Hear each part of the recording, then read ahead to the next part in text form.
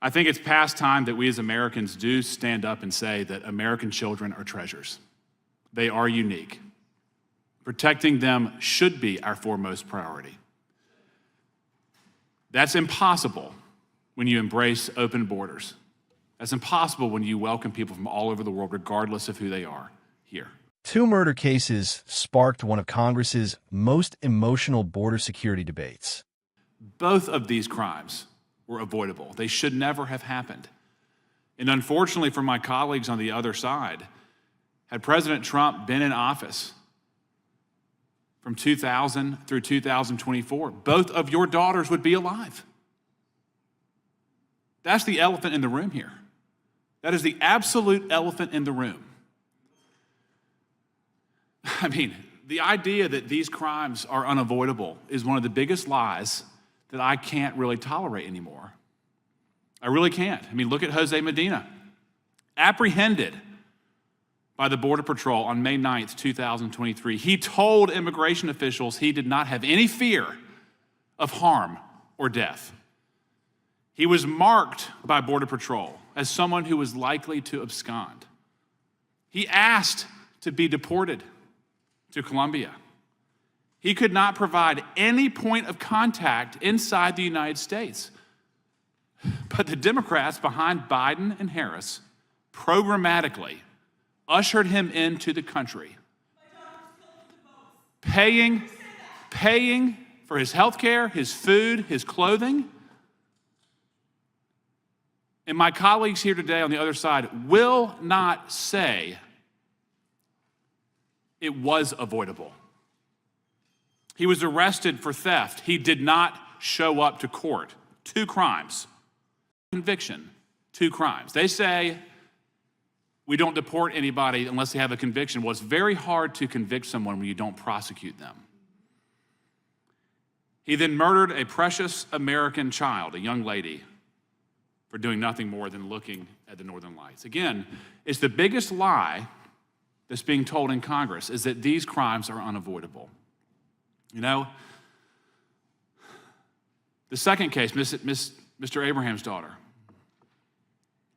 You said that Mr. Bull was deported once before. Do you know what he was deported for? I don't know why. I can't get that information from Illinois, but he was using. You can't get it from Illinois? No, I wonder why. I can't get anything from Illinois.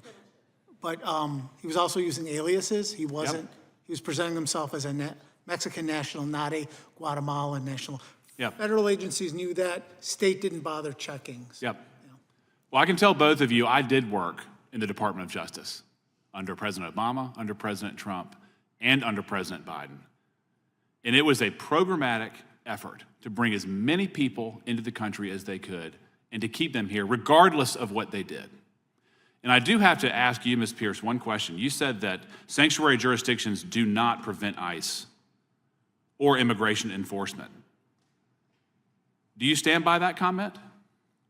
Yes, sir. We have heard testimony in this committee of sanctuary jurisdictions that consider immigration consequences before they finalize cases, before they charge cases, before they plead cases. Are you aware of that? Yes, sir. Will you condemn that? I think that both U.S. citizens and immigrants should be charged and treated. I didn't ask that. Will you condemn considering immigration policies before charging or resolving cases? I don't think immigration should be a consideration when we're talking about criminal law. Because when they do that, that does affect immigration enforcement, correct? We're not talking about criminal law. We're not talking about civil immigration enforcement. I'm talking about criminal illegal immigrants, ma'am. Someone sat in that very chair and said, I will release somebody if they're an illegal immigrant and they're charged with a serious felony. I questioned them 2 weeks ago. That would affect immigration enforcement, would it not? ICE can pick them up either way, whether or not they're charged, sir. Asking a Biden official to talk about border policy is pretty laughable, I've got to say so.